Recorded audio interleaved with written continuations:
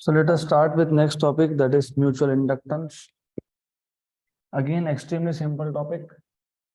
सिर्फ self inductance में अगर आपको याद होगा तो हमारे पास एक सिंगल कॉइल था. If you remember self inductance, हमारे पास एक ही कॉइल था, उसी कॉइल में करंट चेंज हुआ. So you had a single coil. When the current through the coil changes, the magnetic field also changes. Magnetic field change होना मतलब flux change होना, flux change होना तो ये फ्लक्स खुद उसी कॉइल के साथ लिंक था. So the flux of the coil was linked with itself, and when there is change in flux, there is induced EMF in the coil, which induces current in the coil. उसको हम लोग बोलते थे self induction. Now we have two coils which are placed near each other. एक coil में current change होगा तो दूसरे coil में EMF induce होगा. That is called as mutual induction, and the coefficient is known as mutual inductance. तो mutual inductance ये सिर्फ एक कोएफिशिएंट है, similar to what we have seen in self inductance. Concept का नाम था म्यूचुअल इंडक्शन, यहाँ पे कॉन्सेप्ट का नाम है mutual induction. Remember, when you have only one coil, current is changing through the same coil, EMF is induced in the same coil, that is called as self induction, and the EMF induced is called as self induced EMF. और वहां पे जो constant of proportionality आया था उसको आप बोलते हो सेल्फ इंडक्टेंस.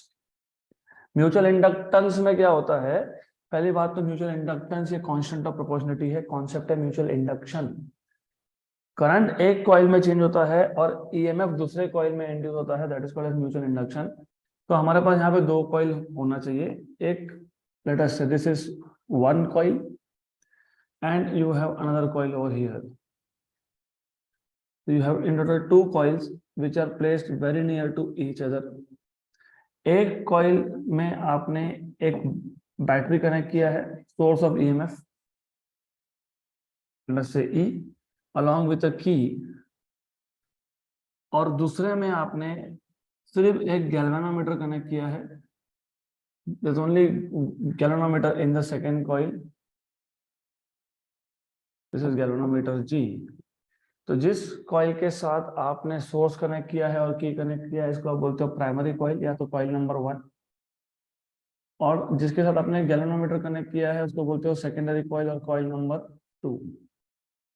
तो व्हाट हैपेंस इज, जैसे ही आपने यहाँ पे की क्लोज किया, as soon as key is closed, current starts increasing in the primary coil. इसका मतलब जब करंट प्राइमरी में से इंक्रीज होगा, when current increases in the primary coil, the magnetic field of the primary coil also increases, which increases the flux of the primary coil. और secondary coil इसके इतने पास में है कि ये जो प्राइमरी का फ्लक्स है, it is linked with secondary. तो फ्लक्स प्राइमरी के साथ भी चेंज होगा, सेकेंडरी के साथ भी चेंज होगा, लेकिन हम यहाँ पे सिर्फ फिलहाल देख रहे हैं what is the change in flux linked with secondary, क्योंकि यहाँ पे हम बोल रहे हैं कि current in the primary will change which will induce EMF in the secondary. So the idea is very clear. दो कॉइल्स है which are kept very close to each other. One coil is called as primary coil, other coil is called as secondary coil.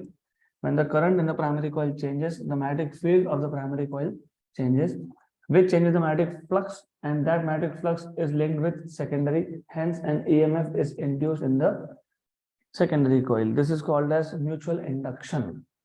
So let us consider two coils which are placed very near to each other.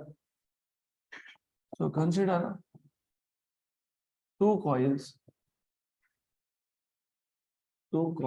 let us say P, which is first coil, and S, which is second coil, which are placed very close to each other, very close to each other.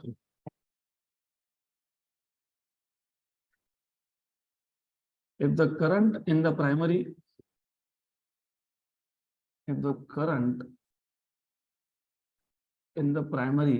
changes, by the way, पहले तो तुमको primary और secondary क्या है वो define कर दो. One coil is connected in series with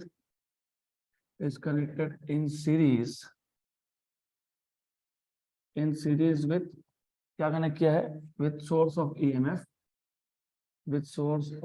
EMF, and and a key. This coil is known as primary coil. This coil is known as primary coil.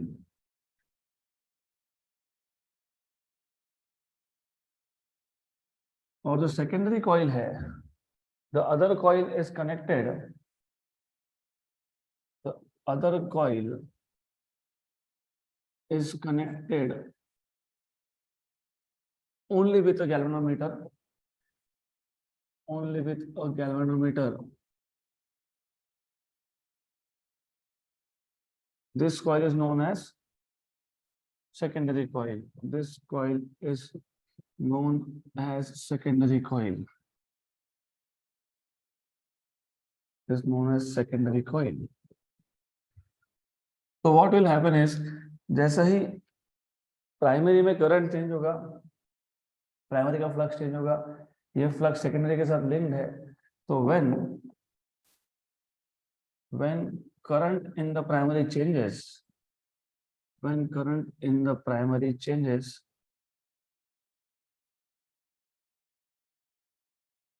the magnetic field of primary, when the magnetic field changes, and hence magnetic field changes, and hence flux also changes, and hence flux also changes. ये जो flux है, the flux of primary is linked with secondary coil. तो क्या primary के साथ link नहीं है? Primary के साथ भी लिंक्ड है, लेकिन प्राइमरी में सेल्फ इंडक्शन होगा और सेकेंडरी में म्यूचुअल इंडक्शन होगा. हम यहाँ पे म्यूचुअल इंडक्शन देख रहे हैं, तो that is why we will focus only on secondary. The flux of primary is linked with secondary coil, and hence there will be an EMF. There will be an EMF induced in the secondary coil. Induced in the secondary coil. This phenomena is known as mutual induction. This phenomena is known as mutual induction. Is known as mutual induction. तो अगर आपको define करना तो कैसे define करोगे? The phenomena of production of induced EMF in one coil due to change in the current in the other coil is known as mutual induction. तो define कर लेते हैं. The phenomena of production of induced EMF, the phenomena of production of induced EMF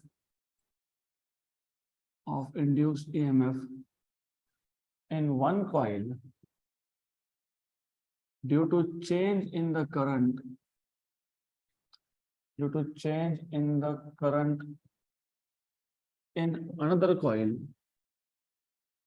another coil is known as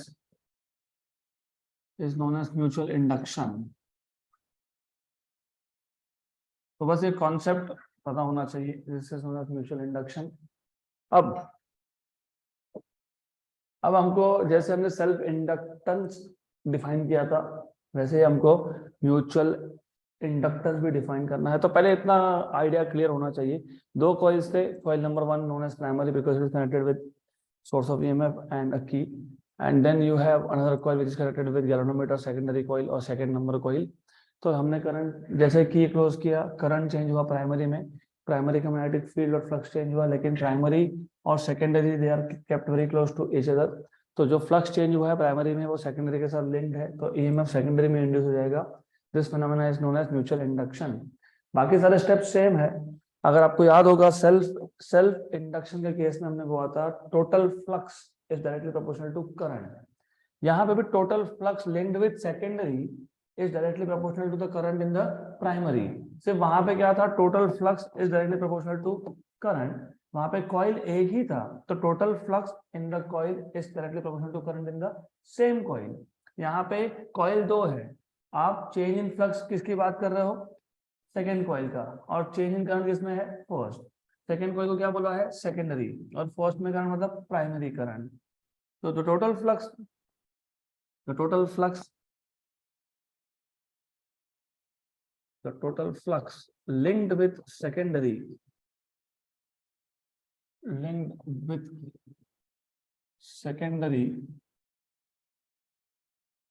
is directly proportional to current in the primary, is directly proportional to current in the primary. Therefore phi s is directly proportional to ip. वहां पे भी लिखा था phi is proportional to I, फिर लिखा था phi equal to li, यहाँ पे phi s equal to mip। वहां पे जो L था उसको आप बोलते हो सेल्फ इंडक्टेंस, यहाँ जो M है this is a constant of proportionality, this is a constant of proportionality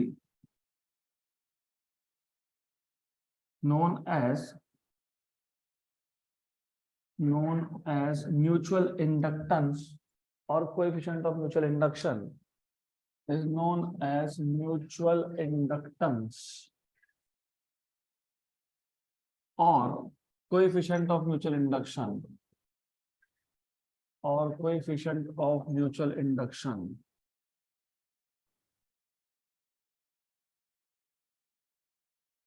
तो सारे के सारे स्टेप्स सेम है। In that case you said phi is proportional to I, यहाँ पे आप बोल रहे हो phi s is proportional to IP, phi equal to li, यहाँ पे आप बोल रहे हो phi s equal to MIP। L था constant of proportionality known as self inductance और कोएफिशिएंट ऑफ सेल्फ इंडक्शन, यहाँ पे M है constant of proportionality known as mutual inductance और कोएफिशिएंट ऑफ म्यूचुअल इंडक्शन। फिर EMF इंड्यूस्ड वहां पे लिखा था आपने माइनस d∅/dt, यहाँ पे भी वही है। Therefore induced EMF is given by induced EMF in the secondary is induced EMF in the secondary is equal to minus d∅s/dt। वहां पे भी लिखा था आपने E equal to minus d∅/dt, यहाँ पे भी आप लिख रहे हो E equal to minus d∅/dt। सिर्फ यहाँ पे इंड्यूस EMF किस में हो रहा है, सेकेंडरी में, तो ES equal to minus d∅s/dt। तो therefore ES equal to minus d dt of phi, phi क्या है, MIP। तो therefore ES equal to M constant है तो डेरिवेटिव के बाहर dIP/dt। ये आ गया आपके पास induced EMF in the secondary. अगर आप सिर्फ मैग्नीट्यूड देखोगे, if you check only magnitude wise if you check, you have mod of ES equal to M mod of dIP/dt. Therefore you have M equal to mod of ES upon mod of dIP/dt। उस case में क्या था, उस case में L equal to था mod of E upon mod of di/dt। वहां पे आपने बोला था self inductance is the ratio of EMF induced in a coil to that of is the ratio of EMF induced in a coil to that of rate of change of current in the same coil. तो self inductance define करने के लिए आपने बोला था self inductance is the ratio of EMF induced in a coil to that of rate of change of current in the same coil. यहाँ पे कैसे डिफाइन करोगे, यहाँ बोलोगे mutual inductance is the ratio of EMF induced in one coil, किसमें induce हुआ, secondary coil में, to that of rate of change of current in the another coil. Current किसमें चेंज हुआ था, प्राइमरी में, और EMF किसमें इंड्यूस हुआ, सेकेंडरी में। तो म्यूचुअल इंडक्टेंस को हम लोग डिफाइन कर देंगे। तो let us define mutual inductance, simple है। So mutual inductance is defined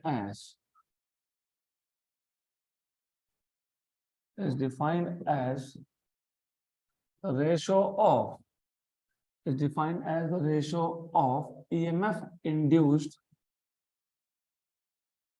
EMF induced in one coil to that of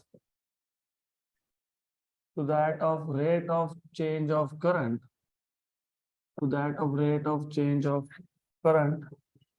in another coil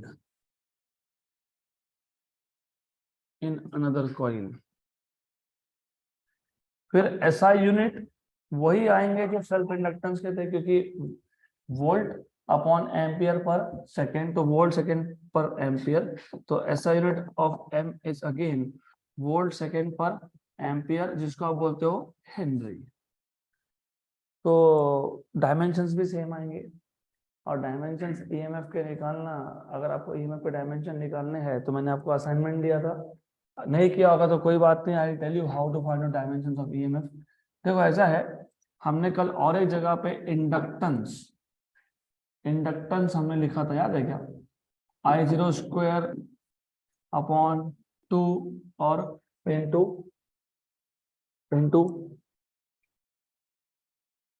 नहीं याद? you don't remember what was L? याद होना चाहिए। तो L equal to twice work done, याद है क्या? ये कल डिफाइन किया था हमने, L equal to twice the work done in establishing the magnetic flux of a unit current. याद है ये? पक्का याद है? तो ये कहाँ से आया था, आपको याद है? याद तो होना चाहिए। नीचे क्या था? I0 स्क्वायर था क्या? ये था, बराबर बोल रहा हूँ। W equal to L I0 square by 2, W equal to L I0 square by 2, तो L equal to 2W upon I0 square. तो coming back to the point, बात ऐसी है कि थोड़ा सा कॉन्सेप्ट को आपको रोज रिवाइज करना पड़ेगा, नहीं तो सब सर के ऊपर से जाएगा। That is the idea. Revise नहीं करोगे तो कुछ समझ में नहीं आएगा आपको। हमारे पास दो कॉइल है, करंट एक में चेंज हुआ, EMF दूसरे में इंड्यूस हुआ, उसको बोलते हैं म्यूचुअल इंडक्टेंस। तो जैसे पिछला केस था, पिछले केस में हमने देखा था flux is proportional to current, जितना ज्यादा करंट उतना ज्यादा फ्लक्स। यहाँ पे भी आइडिया वही है, सिर्फ यहाँ पे फ्लक्स कौन सा? सेकेंडरी का। करंट किस में चेंज हो रहा है? प्राइमरी में। तो flux is equal to MIP, where M is constant of proportionality known as mutual inductance और कोएफिशिएंट ऑफ म्यूचुअल इंडक्शन। यहाँ तक क्लियर? करंट चेंज हुआ प्राइमरी में, फ्लक्स चेंज हुआ सेकेंडरी में, तो EMF इंड्यूस हुआ सेकेंडरी में। EMF इंड्यूस का जनरल फॉर्मूला है -d∅dt। किसमें इंड्यूस हो रहा है EMF? सेकेंडरी में। फ्लक्स किसका चेंज हुआ? सेकेंडरी का। तो ES के आ गया -d/dt ऑफ ϕs। ϕs क्या है? MIP है। M को बाहर निकाल लो क्योंकि वो कांस्टेंट है, तो -mdIP/dt है। अगर मैं मॉड लेता हूँ, मॉड्यूलस लेता हूँ, तो I get ES equal to mdIP/dt। तो M इक्वल टू mod of ES upon mod of dIP/dt। Simple. ये है म्यूचुअल इंडक्टेंस। और कोएफिशिएंट ऑफ म्यूचुअल इंडक्शन, इसको डिफाइन कैसे करोगे? It is a ratio of EMF induced in one coil to that of rate of change of current in another coil. That is the idea. अब हमको चाहिए था dimensions of M। Units निकाल लो, ये है वोल्ट में, ये है एम्पियर पर सेकेंड में, तो ये आ गया वोल्ट सेकेंड पर एम्पियर, जिसको आप बोलते हो हेनरी। तो मैंने आपको सेल्फ इंडक्टेंस का भी यही यूनिट बताया था, हेनरी से। मैंने आपको एज अ असाइनमेंट दिया था to find out what are the dimensions of inductance. Self inductance के डायमेंशंस क्या है? तो सेल्फ इंडक्टेंस के या म्यूचुअल इंडक्टेंस के डायमेंशंस तुम अगर इस फॉर्मूला से निकालने जाओगे, EMF induce upon change of current per unit time, तो थोड़ा डिफिकल्ट होगा। लेकिन अगर आपको याद है, हमने कल देखा था work done equal to LI0 square upon 2, ये याद है? तो what is L? 2 times of work done upon I0 square. तो डायमेंशन अगर निकालने हैं, 2 तो नंबर है, वर्क के डायमेंशन होता है एनर्जी M1L2 T-2, और I0 करंट होता है A⁻²। तो डायमेंशन आ जाएंगे M1L2 T-2 A-2। देखो ये डायमेंशन है, सेल्फ इंडक्टेंस के भी यही डायमेंशन है। और म्यूचुअल इंडक्टेंस के भी यही डायमेंशन है, क्योंकि कॉन्सेप्ट तो वही है, सिर्फ म्यूचुअल इंडक्टेंस मतलब करंट एक कॉइल में चेंज हुआ और ईएमएफ दूसरे कॉइल में इंड्यूस हुआ। सेल्फ इंडक्टेंस जिस कॉइल में करंट चेंज हुआ उसी कॉइल में ईएमएफ इंड्यूस हुआ। That is the basic idea. तो this is all about mutual inductance. अब अगला टॉपिक है coefficient of coupling. Coefficient of coupling इसको हम डिनोट करते हैं के से। तो what is the meaning of coefficient of coupling? देखो हमारे पास दो कॉइल्स है, प्राइमरी एंड सेकेंडरी, और these two coils are placed very close to each other. मतलब जो प्राइमरी का फ्लक्स है, जो प्राइमरी का फ्लक्स है वो सेकेंडरी के साथ लिंक्ड है। प्राइमरी का कितना फ्लक्स सेकेंडरी के साथ लिंक्ड है, that is called as coefficient of coupling. The proportion of the flux of primary linked with the secondary is known as coefficient of coupling। तो याद रखो, जब हमारे पास दो कॉइल पास में होते हैं, when they are very near to each other, current आपने सिर्फ पहले कॉइल में सप्लाई किया, मतलब प्राइमरी में सप्लाई किया, तो फ्लक्स किसका है? प्राइमरी का है। लेकिन ये प्राइमरी का फ्लक्स किसके साथ लिंक्ड है? सेकेंडरी के साथ लिंक्ड है। तो प्राइमरी का कितना फ्लक्स सेकेंडरी के साथ लिंक्ड है उसको आप बोलते हो कोएफिशिएंट ऑफ कपलिंग। तो डिफाइन कैसे करोगे? Coefficient of coupling is the measure of portion of flux of primary which is linked with secondary. तो coefficient of coupling, coefficient of coupling K is the measure of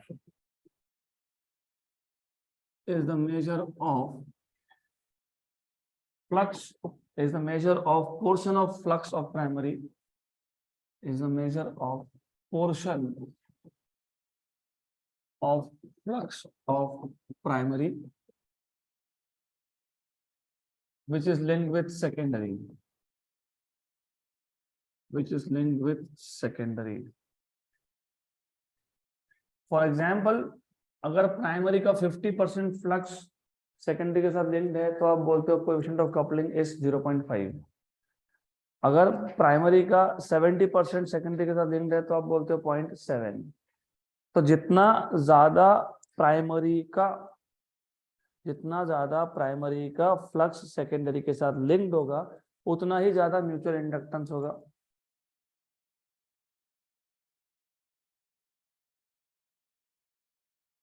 तो remember this, जितना ज्यादा flux किसका? Primary का secondary के साथ linked होगा उतना ही ज्यादा क्या होगा? म्यूचुअल इंडक्टेंस होगा। The larger the flux of primary linked with secondary more will be the mutual inductance। मतलब larger the value of coefficient of coupling, larger will be the mutual inductance। larger the value of coefficient of coupling, larger the value of coefficient of coupling, larger will be the mutual inductance, larger will be the mutual inductance।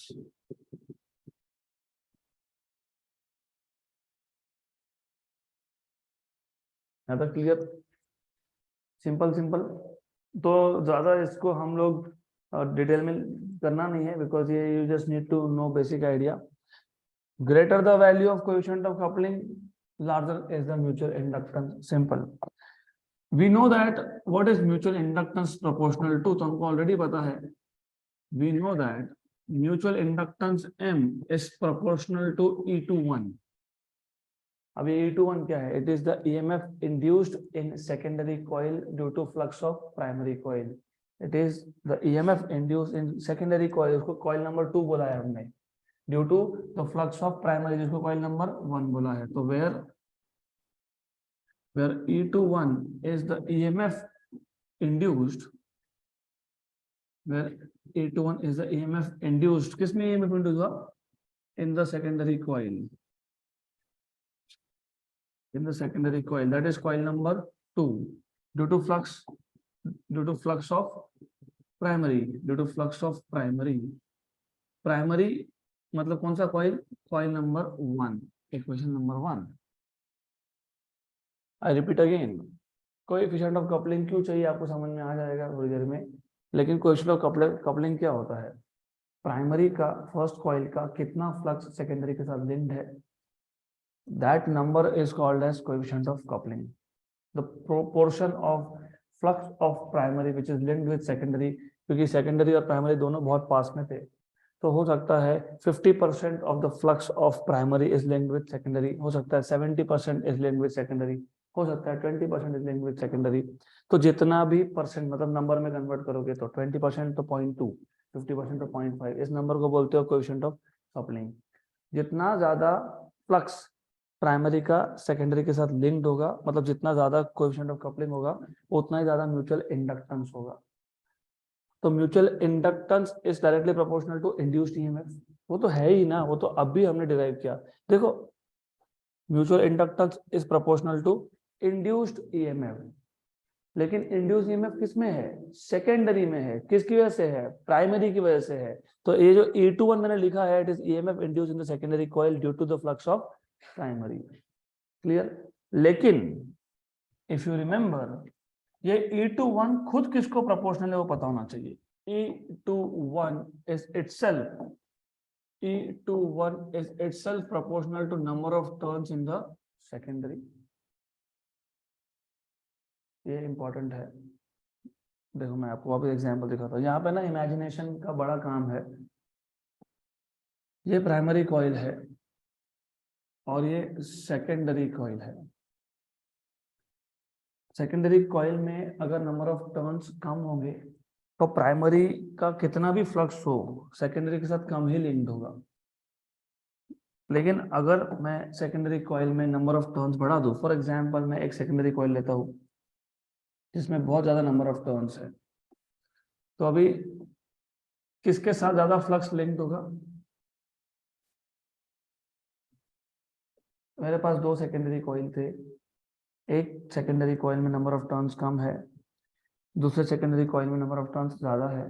तो primary का जो flux, ये primary coil है, primary का जो flux वो दोनों secondaries में से S1 और S2 सेकेंडरी में से किसके साथ ज्यादा लिंक्ड है, S2। क्यों, क्योंकि number of turns are more. जितना ज्यादा नंबर ऑफ टर्न्स होगा उतना ज्यादा प्राइमरी का flux will be linked with secondary, तो उतना ही ज्यादा ईएमएफ इंड्यूस होगा। ईएमएफ किस में इंड्यूस हो रहा है, सेकेंडरी में। फ्लक्स किसका है, प्राइमरी का। ईएमएफ किस में इंड्यूस हो रहा है, फ्लक्स किसका है, ईएमएफ किस में इंड्यूस हो रहा है, सेकेंडरी में। फ्लक्स किसका है। अगर मैं सेकेंडरी में नंबर ऑफ टर्न्स बढ़ा दूं तो प्राइमरी का ज्यादा फ्लक्स लिंक हो जाएगा किसके साथ, सेकेंडरी के साथ। जितना ज्यादा फ्लक्स लिंक होगा उतना ज्यादा ईएमएफ इंड्यूस होगा, क्योंकि ईएमएफ इंड्यूस क्या होता है, d phi by D t, minus D phi by D t बोलते हो ना।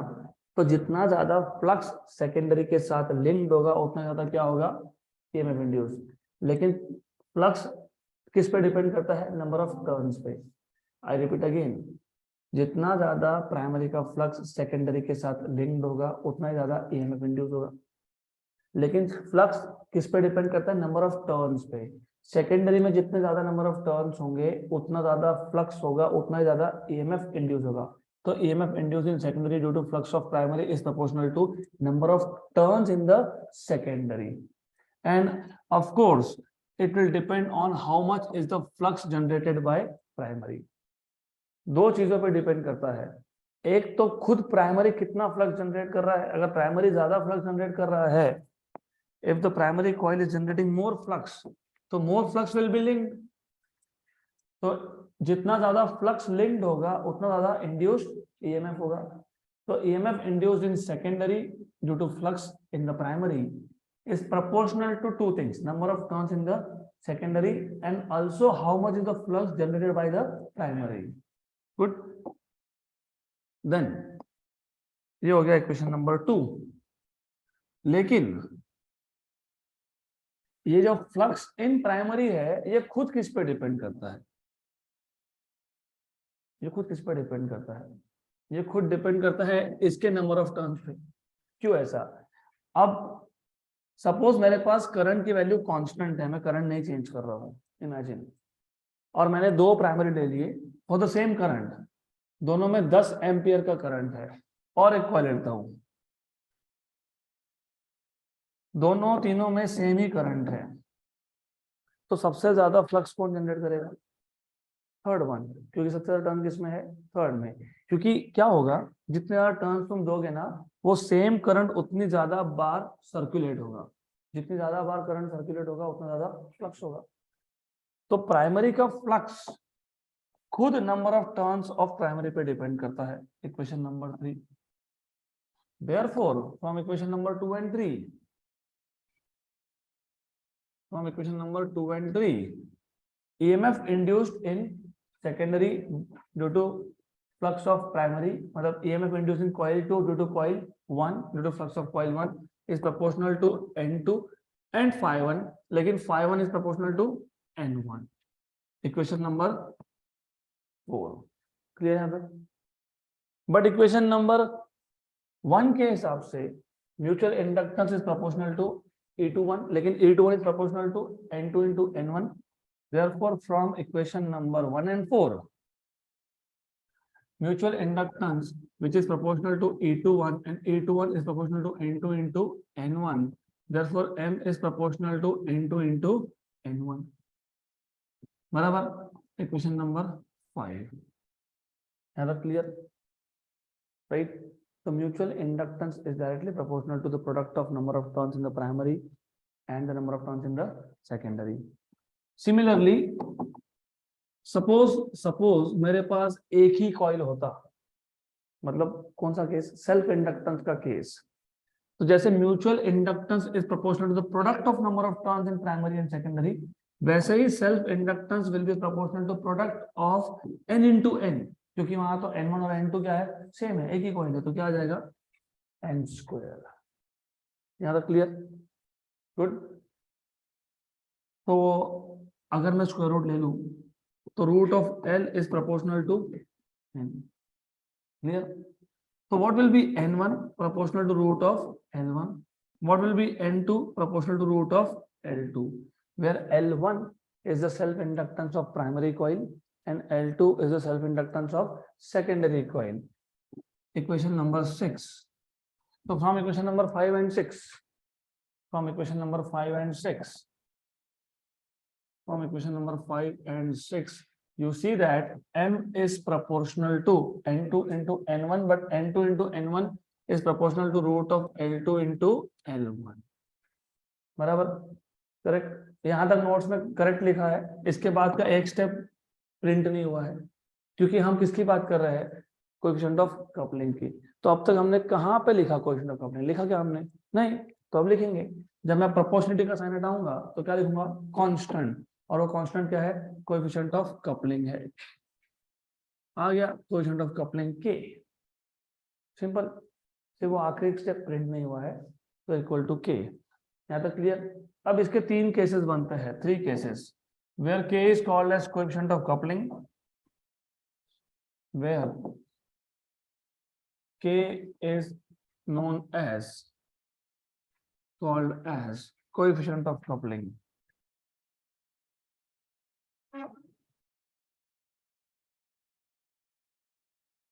इसके 3 केसेस है। k की वैल्यू अगर इक्वल टू 1 हो तो we say that if the value of k is equal to 1, इसका मतलब प्राइमरी का पूरा फ्लक्स किसके साथ लिंक्ड है? सेकेंडरी के साथ। तो the two coils are said to be strongly coupled. It means complete flux of primary या total flux of primary, it means total flux of primary is linked with secondary,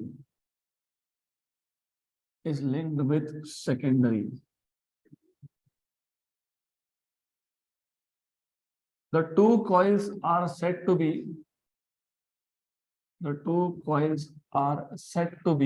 strongly coupled, perfectly coupled actually, are said to be perfectly coupled. तो जब k की value 1 हो तो two coils are said to be perfectly coupled. पूरा का पूरा flux primary का secondary के साथ लिंक्ड है, वैसे नॉर्मली ऐसा होता है नहीं। नंबर 2, अगर k की वैल्यू 1 से कम है लेकिन 0.5 से ज्यादा है, then the two coils are said to be tightly coupled. In this case, the two coils are said to be tightly coupled.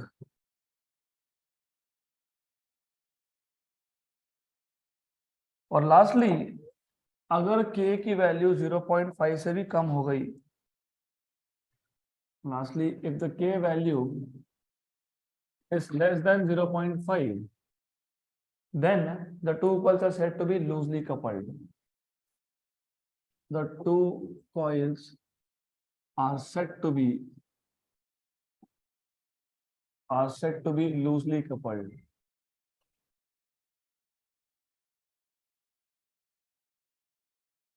Right, तो सिंपल आइडिया है, मैं वापस एक बार बता देता हूँ। देखो, आपको ना सबसे पहले तो म्यूचुअल इंडक्टेंस का बेसिक आइडिया पता होना चाहिए। बेसिक आइडिया ये था, सेकेंडरी का फ्लक्स प्राइमरी के करंट पे डिपेंड करता है, क्योंकि सेकेंडरी के पास खुद के पास ईएमएफ का सोर्स नहीं है करंट जनरेट करने के लिए। करंट जनरेट किसमें होगा? प्राइमरी में होगा। तो जो प्राइमरी का फ्लक्स है वो किसके साथ लिंक्ड है? सेकेंडरी के साथ। मतलब सेकेंडरी के साथ जो फ्लक्स लिंक्ड है वो किस पे डिपेंड करता है? प्राइमरी के करंट पे। तो एम क्या है? कांस्टेंट ऑफ प्रोपोर्शनलिटी, जिसको आपने बोला म्यूचुअल इंडक्टेंस। तो जब प्राइमरी में करंट चेंज होगा तो सेकेंडरी में ईएमएफ इंड्यूस होगा, क्योंकि सेकेंडरी का फ्लक्स चेंज होगा, क्योंकि सेकेंडरी का फ्लक्स इस पर डिपेंड करता है प्राइमरी के करंट पे। तो लेंज लॉ के हिसाब से EMF induce in secondary is minus D phi S by D T. तो E S equal to minus D D T of phi S. Phi क्या है? एम आई पी है। एम क्या है? कॉन्स्टेंट है। तो EMF induced in secondary is minus M D I by D T, I P by D T. मतलब तुमको यहाँ से कुछ समझ में आ रहा है कि म्यूचुअल इंडक्टेंस, अगर मैं सिर्फ मैग्नीट्यूड लूँ तो इफ आई टेक मैग्नीट्यूड, तो mutual inductance is a ratio of EMF induced in the secondary to that of rate of change of current in the primary. मतलब mutual inductance is proportional to EMF induced in secondary. इसी को हम लिखने का तरीका change कर रहे हैं। हम बोल रहे हैं कि mutual inductance is proportional to EMF, लेकिन ईएमएफ किसमें इंड्यूस हुआ? सेकेंडरी में। किसके फ्लक्स की वजह से? प्राइमरी के। तो वही चीज है ये। लेकिन EMF induced in secondary will also depend on, you need to remember, EMF induced in secondary will also depend on turns in the secondary, क्योंकि जो प्राइमरी फ्लक्स जनरेट करता है वो किसके साथ लिंक्ड है? सेकेंडरी के साथ।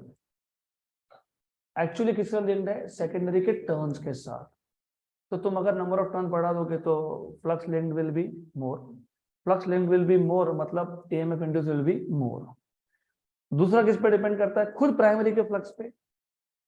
सेकेंडरी में जितना भी EMF इंड्यूस हो रहा है वो डिपेंड करता है फ्लक्स पे, फ्लक्स लिंक्ड विद सेकेंडरी। लेकिन flux linked with secondary depends on two factors, number of turns in the secondary and also the flux produced by the primary.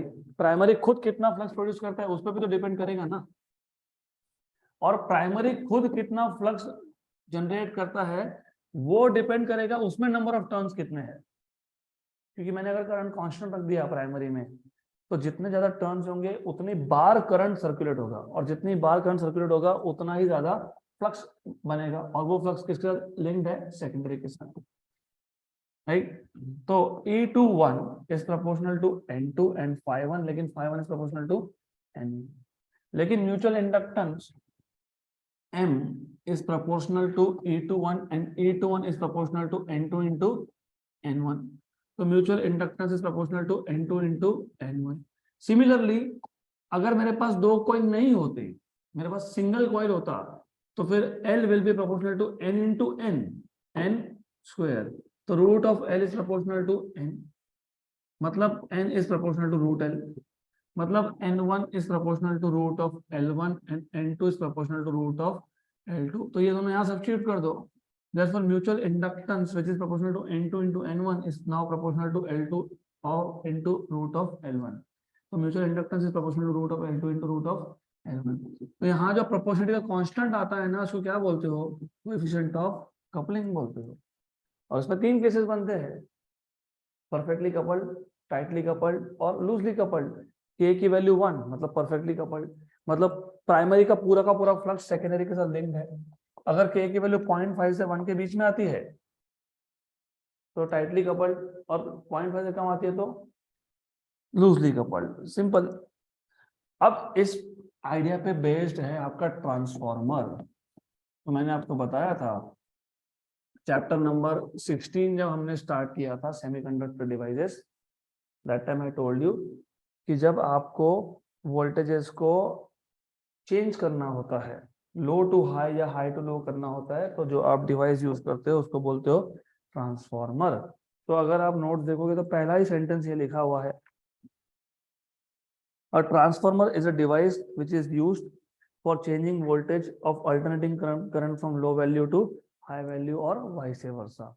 तो transformer is a device, transformer is a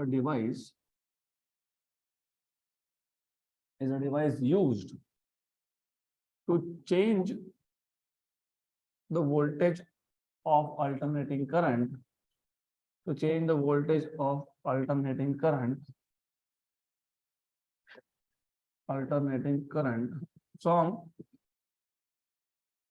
from low value to low voltage to high voltage। तो from low voltage to high voltage, low value to high value एक ही बात है, और vice वर्सा, या फिर high to लो और वाइस वर्सा। हम देखेंगे हाई टू लो को आप क्या बोलते हो, step down, low to high को क्या बोलते हो, स्टेप अप, और वाइस वर्सा। तो we will see that also in detail. Vice versa मतलब उल्टा भी पॉसिबल है, लो टू हाई तो high to low is also possible. यहाँ तक क्लियर? क्लियर। तो ये ट्रांसफार्मर जो है ये हमने सबसे आखिरी में क्यों डिस्कस किया, क्योंकि ये डिपेंड करता है on the concept of mutual inductance. So it works on the principle of mutual inductance. कैसे बता देता हूं मैं आपको। तो अब इसके बाद हम लोग पहले कंस्ट्रक्शन देख लेंगे, तब समझ में आएगा कि व्हाई म्यूचुअल इंडक्टेंस। तो ट्रांसफॉर्मर्स, और बहुत इजी कॉन्सेप्ट है ये, transformers work on the principle of mutual inductance, on the principle of mutual inductance. मतलब whenever current in the primary changes and EMF is induced in the secondary. So when current in primary coil changes, in primary coil को coil number 1 बोलेंगे, changes and EMF is induced in the secondary, and EMF is induced in the secondary को coil number 2 बोल देंगे, secondary जिसको बोल देंगे coil number 2। तो ये कॉन्सेप्ट क्या है, ये म्यूचुअल इंडक्टेंस का कॉन्सेप्ट है। जब एक कॉइल में करंट चेंज होता है तो दूसरे में ईएमएफ इंड्यूस होता है, that is concept of mutual inductance. अब इसका जो कंस्ट्रक्शन है बहुत बेसिक है, एक्सट्रीमली सिंपल कॉन्सेप्ट। तो हमारे पास एक सॉफ्ट आयन कोर होता है। सॉफ्ट आयन कोर क्यों होता है? क्योंकि soft iron core is magnetic in nature. और मैग्नेटिक इन नेचर क्यों चाहिए? क्योंकि प्राइमरी जो कॉइल है, करंट किसमें चेंज करोगे आप? करंट किसमें चेंज करोगे? करंट किसमें चेंज करोगे? प्राइमरी में। तो फ्लक्स किसका जनरेट हो रहा है? प्राइमरी का। ये फ्लक्स किसके साथ लिंक्ड है? सेकेंडरी के साथ। तो जो फ्लक्स को पाथ देना पड़ेगा ना, मैग्नेटिक फील्ड लाइन किसमें से पास होगा? कोई एक उसको पाथ देना पड़ेगा, मतलब कोई एक मटेरियल लगाना पड़ेगा जो मैग्नेटिक इन नेचर हो। अगर वो मैग्नेटिक इन नेचर होगा तो ही वो फील्ड लाइंस को पास करेगा, नहीं तो करेगा क्या? नहीं करेगा। तो ये जो सॉफ्ट आयन कोर क्यों लगाया हमने? सॉफ्ट आयन कोर इसके लिए लगाया क्योंकि सॉफ्ट आयन कोर होता है मैग्नेटिक इन नेचर। तो याद रखना, ये जो सॉफ्ट आयन कोर की यहाँ पे बातें चल रही है, this soft iron core is used because it is magnetic in nature. तो हमने एक यहाँ पे सॉफ्ट आयन का कोर ले लिया। ओके, एनीवेज, तो दैट इज द आइडिया, ऐसा है। तो ओवरऑल हमारे पास ऐसा स्ट्रक्चर है। तो we have a soft iron core, ये पूरा आयन का कोर है। अब इस आयन के कोर पे आपके पास है एक प्राइमरी कॉइल जिसको आप इनपुट कॉइल बोलते हो, और एक है सेकेंडरी कॉइल जिसको आप आउटपुट कॉइल बोलते हो सकता है सेकेंडरी में नंबर ऑफ टर्न्स ज्यादा हो कंपेयर टू प्राइमरी, हो सकता है सेकेंडरी में नंबर ऑफ टर्न्स कम हो compare to primary, depends. Secondary में नंबर ऑफ टर्न्स मैंने ज्यादा दिखा है तो ये स्टेप अप करेगा, मतलब वोल्टेज की लो वैल्यू को हाई में कन्वर्ट करेगा। ये प्राइमरी कॉइल है जिसको कॉइल नंबर 1 बोला है, ये सेकेंडरी कॉइल है जिसको कॉइल नंबर 2 बोला है।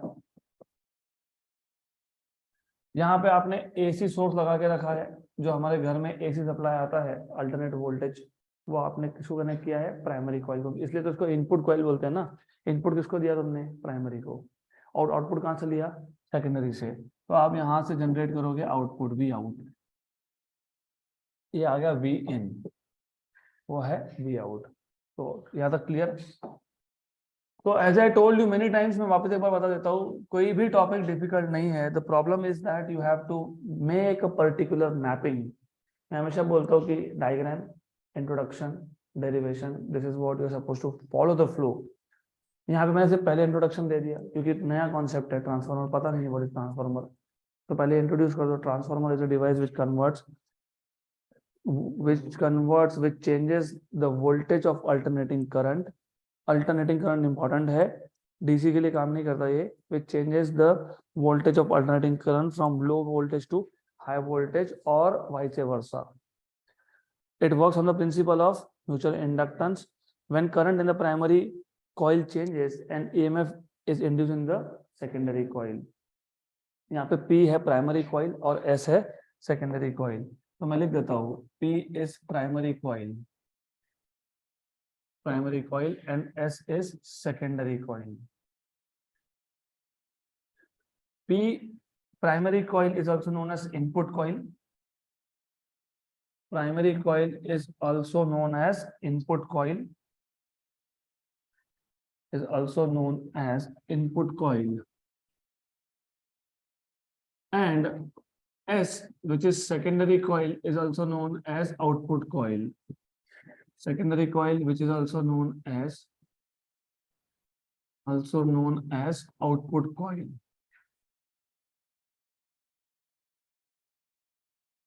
बहुत ही इजी टॉपिक है और इस पे क्वेश्चन आता ही है बोर्ड एग्जाम्स में, तो basically you should know, high chances, और एक्सट्रीमली सिंपल कॉन्सेप्ट है। देखो तुमने यहाँ पे क्या लगा के रखा है, अल्टरनेटिंग सोर्स। अल्टरनेटिंग सोर्स में करंट क्या होता है, अल्टरनेटिंग होता है। तो जब करंट चेंज होगा प्राइमरी का, तो प्राइमरी का फ्लक्स भी चेंज होगा। अब जो प्राइमरी का फ्लक्स है ये सेकेंडरी के साथ तो लिंक्ड है ही, ये खुद के साथ भी लिंक्ड है। तो रिमेंबर, ये जो सॉफ्ट आयन कोर हमने दिखाया उसका रीजन क्या था।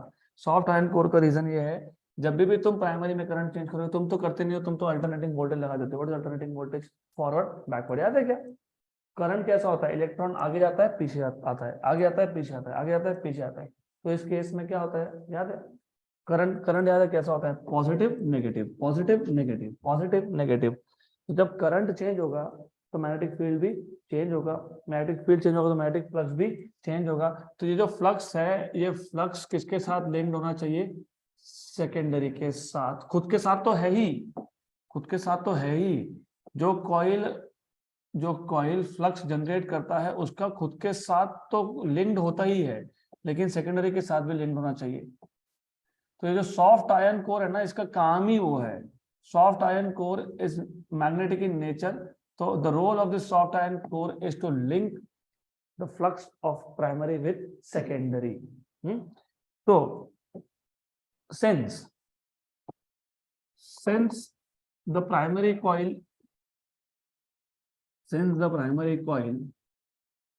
is connected with AC source, source,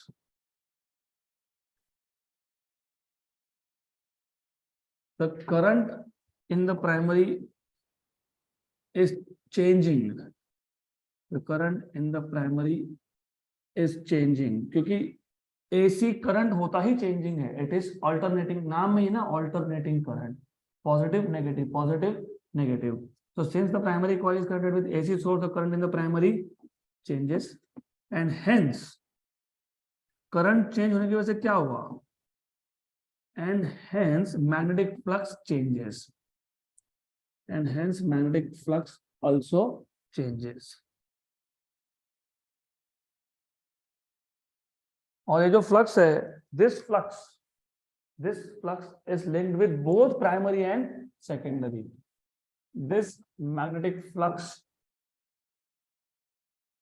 is linked with both primary and secondary,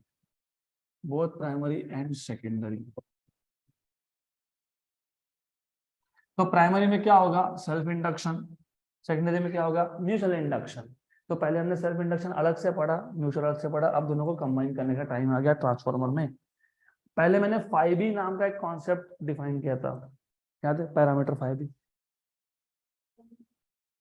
flux linked with each turn, और 5 को लिखा था हमने टोटल फ्लक्स. अब मैं नोटेशन उल्टा कर रहा हूं, मैं 5B तो यूज करूंगा नहीं, मैं बोलूंगा late phi be the flux linked with each turn, flux linked with each turn. तो एक टर्न के साथ कितना फ्लक्स है, phi. Let us say NP is the number of turns in primary,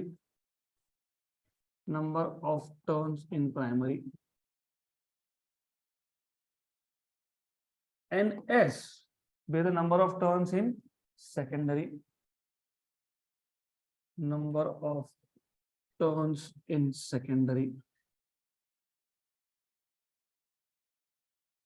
Ever clear? तो मुझे बताओ, अगर एक टर्न के साथ फ्लक्स 5B है, प्राइमरी में 10 टर्न्स है, तो टोटल फ्लक्स प्राइमरी के साथ कितना है, 10 phi. अगर 20 है तो 25, 30 है तो मैंने कितने टर्न्स बोले, NP, तो total flux link with primary कितना है, NP into phi. So 5P, which is equal to NP into phi, be the total flux linked with primary.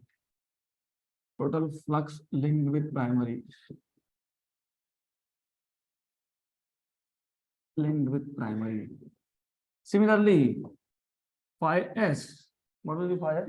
NS into phi, very good, NS into phi, that will be total flux linked with secondary.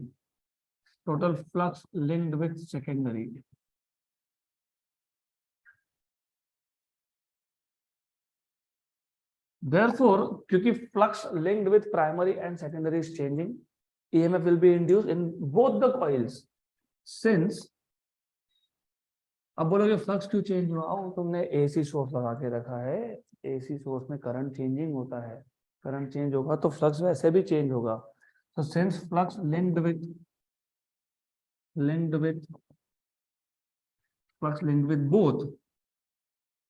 both primary and secondary changes,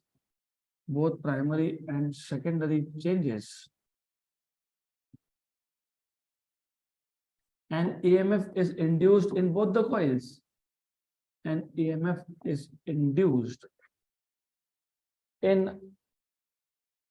both the coils. Therefore, EMF induced in primary is given by EMF induced in primary is EMF induced in primary is EP. What is this? minus d phi by dt. लेकिन कौन सा phi है, phi p, क्योंकि जब primary का flux change होगा तब primary में EMF इंड्यूस होगा. तो EP equal to minus D D T of phi p. What was phi p? NP into phi. लेकिन नंबर ऑफ टर्न्स क्या है, कांस्टेंट है, और कांस्टेंट को वहां लिखोगे डेरिवेटिव के बाहर. तो you will get EP equal to minus NP d phi by dt. Similarly, Similarly, EMF induced in secondary is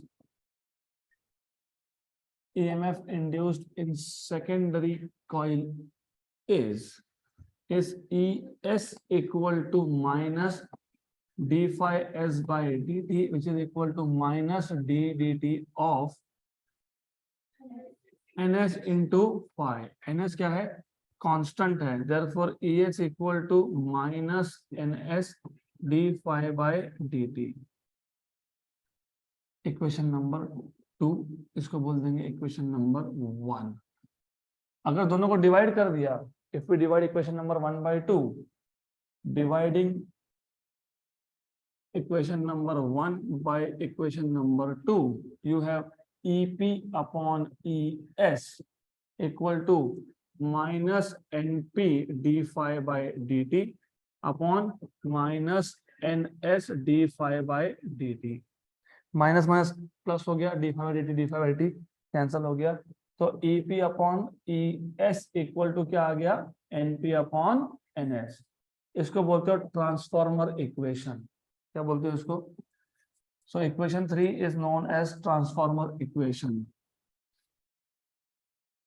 equation 3 is known as equation of transformer या फिर transformer equation.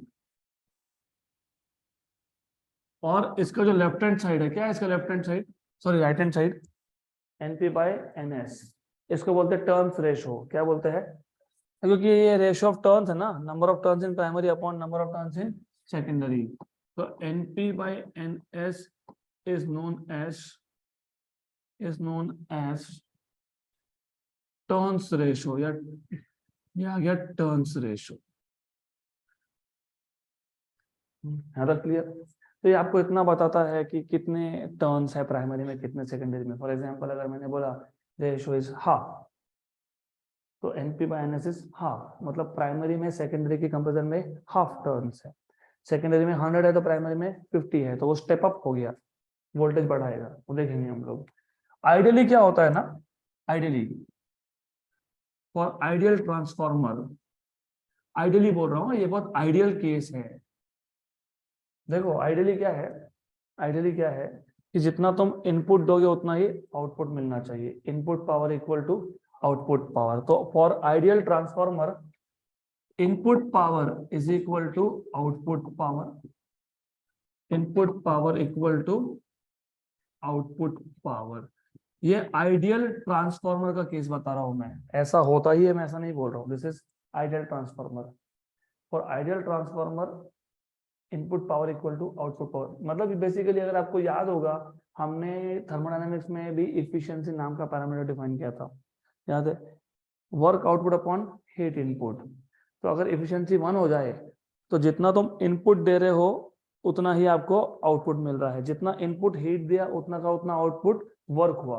100 joule input heat, 100 joule output work. Efficiency equal to 1. तो ideal जब भी लग जाए किसी भी के आगे, तो इसका मतलब इनपुट पावर इक्वल टू, लेकिन पावर इन इलेक्ट्रिक सर्किट होता है V इंटू आई. V की जगह पे क्या आएगा? E into I equal to E into I. Input कहां से दिया था तुमने? प्राइमरी से. तो EP IP equal to ES IS. तो यहां से तुमको मिल जाएगा EP upon ES equal to IS upon IP. Therefore EP upon ES equal to IS upon IP. Equation number 3, 4. Equation number 4. Equation number 3 में EP by ES equal to NP by NS है, और यहाँ पे EP by ES equal to IS by IP है. Therefore from equation number 3 and 4 you see EP by ES क्या था? NP by NS, लेकिन ये क्या आ गया? IS by IP. यहाँ तक क्लियर? यहाँ तक clear? Is this clear? So EMF is directly proportional to number of turns, but EMF is inversely proportional to current. Important है ये. Good. तो input power equal to output power. EP IP equal to ES IS. तो EP upon ES equal to IS upon IP, लेकिन EP upon ES था NP upon NS, ये आ गया equal to IS upon IP. अब इसमें दो special case है. एक को आप बोलते हो स्टेप अप ट्रांसफॉर्मर, और एक को आप बोलते हो step down transformer. Step up transformer, step up transformer में number of turns in secondary is greater than number of turns in primary. मतलब number of turns in primary upon number of turns in secondary is less than 1। Clear यहाँ तक? पक्का? लेकिन NP upon NS क्या है? IS upon IP. Therefore IS upon IP is less than 1। मतलब IS मतलब current in secondary is less than current in primary. देखो step up में हुआ क्या? स्टेप अप में वोल्टेज तो बढ़ गया। कैसे वोल्टेज बढ़ा? What is NP upon NS? EP upon ES less than 1। मतलब यहां से क्या मिल गया? EP is less than ES. तो वोल्टेज किसमें ज्यादा है? सेकेंडरी में। किसमें कम है? प्राइमरी में। तो जब आप सेकेंडरी के टर्न्स प्राइमरी से ज्यादा रखते हो, NP upon NS greater than NP upon NS less than 1, क्योंकि प्राइमरी में टर्न्स क्या है? कम है, सेकेंडरी में क्या है? ज्यादा है। Number of turns in secondary is greater than number of turns in primary, तो NP by NS is less than 1। लेकिन एनपी बाय एनएस क्या था? EP by ES. मतलब EP is less than ES. मतलब सेकेंडरी में voltage बढ़ गया, primary में कम हो गया। ऐसा कैसा हो गया? ऐसा थोड़ी हो सकता है सेकेंडरी में वोल्टेज बढ़ गया, प्राइमरी में कम हो गया। हाँ होता है, लेकिन करंट कंपनसेट करता है। अगर आउटपुट पे वोल्टेज बढ़ रहा है तो करंट कम हो रहा है। आउटपुट पे वोल्टेज सेकेंडरी में ज्यादा था कंपेयर टू प्राइमरी, करंट का उल्टा हो गया। आउटपुट वोल्टेज बढ़ गया तो करंट कम हो गया। If the EMF at secondary is greater than primary, then the current at secondary is less than primary। दूसरा टाइप है step down transformer. Step down में number of turns in secondary is less than number of turns in primary. तो NS by NP, NP by NS is greater than 1। NP by NS is greater than 1। लेकिन NP by NS क्या है? EP by ES। इसका मतलब EP is greater than ES। तो primary पे voltage ज्यादा है, सेकेंडरी पे कम है। स्टेप डाउन हो गया ये। और इसी को अगर करंट के टर्म में लिखोगे तो IS by IP greater than 1। मतलब IS is greater than IP। तो देखो सेकेंडरी में वोल्टेज तो कम हो गया, लेकिन करंट बढ़ गया। स्टेप अप में सेकेंडरी में वोल्टेज बढ़ गया, लेकिन करंट कम हो गया। स्टेप डाउन में सेकेंडरी पे वोल्टेज कम हो गया, लेकिन करंट बढ़ गया। Good. So that is the end of this chapter.